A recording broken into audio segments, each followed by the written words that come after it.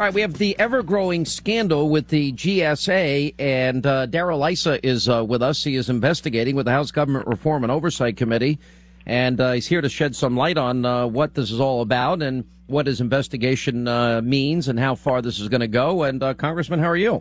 I'm doing fine, Sean, and thanks for covering this. As you've known and have known for a long time, this is predictable. It's the tip of the iceberg. What happened with GSA, although egregious, is not rare. Why don't you explain in detail for people that hear this, well, the GSA scandal, and they see some of these videos, what it all means? Well, the GSA scandal is really the Las Vegas event where they spent $800,000 of your money to basically throw themselves a party, in many cases even spending money in ways that are illegal, and there's been criminal referrals. But some things they won't be charged with. For example, in the name of team building, they bought 70 bicycles and used them for a day and then turned around and gave them to needy kids, even having an ice cream party. Well, all the children and all the people involved thought that this was charity. The truth was it was your taxpayer dollars being given in a way that was never budgeted and never approved.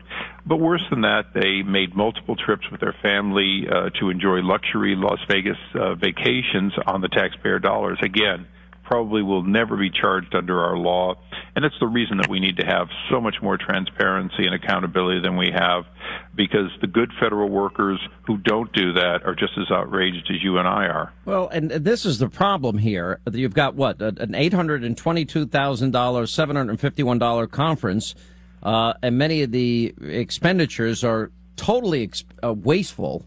And you're trying to, have some oversight in terms of this is government money. How much money, though, are we talking about in the end here, total, do you think that might have been wasted taxpayer dollars? Well, I believe the entire conference was a waste. One of the things we discovered in our hearing was that the other regions don't have these conferences at all. So even under the Bush administration, there's a question of why should one region have had a conference while the others didn't seem to need it. But under the Bush administration, the Oklahoma City conference was about $300,000. So I guess if you justify the conference's existence, then it's about $500,000 worth of waste. If you consider it not necessary, then all $800,000 was taxpayers' money that shouldn't have been spent. Yeah, well, they've got their beautiful spa tub, and they got their room service, and the expenditures, and it's pretty unbelievable. I mean, how many people came before your committee and invoked the fifth? Well, this particular one, Neely, was pretty egregious because he'd given testimony to the IG only a few weeks ago. But in the case of Fast and Furious, you mentioned Cunningham.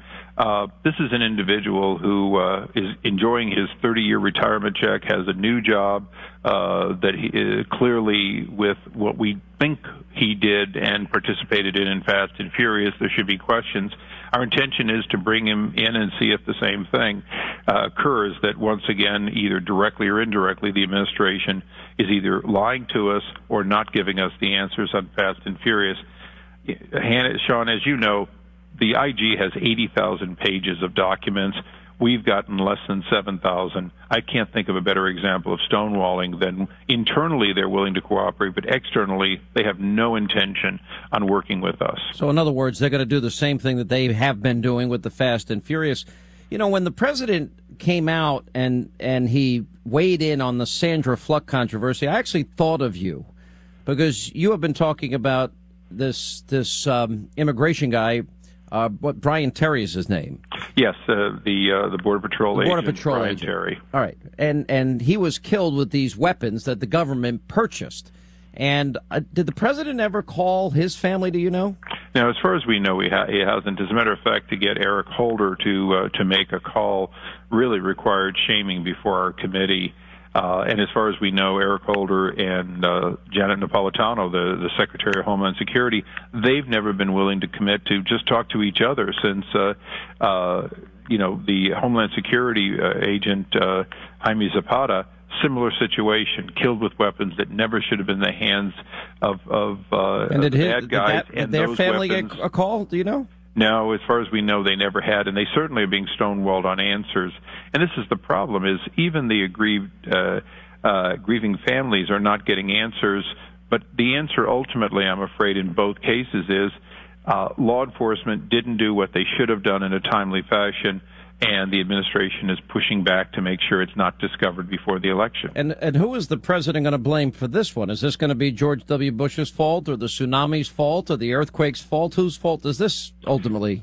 Well, Sean, you remember Hurricane Katrina. Yeah. One thing we learned there is at some point, whether you actually control something or not, it happens on your watch, you own it.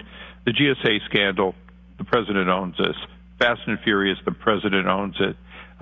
It's time to quit running against the fourth term of George W. Bush and take some responsibility for people that you put in those positions, in these political positions that didn't do their jobs.